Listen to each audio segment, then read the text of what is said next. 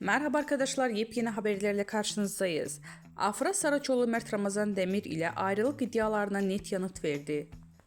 Afra Saraçoğlu Paris Moda Haftası dönüşü Mert Ramazan Demir ile yaşadığı ayrılık iddialarına son noktayı koyarak açıklamalarında bulundu.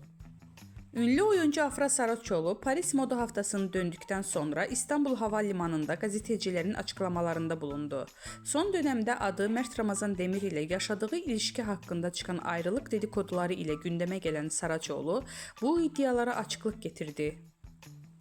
Saraçoğlu yeni projede olan Abi dizisinde başrollerini paylaşacağı Kenan İmirzalıoğlu ile arasındaki yaş farkı hakkında sorulara da yanıt verdi.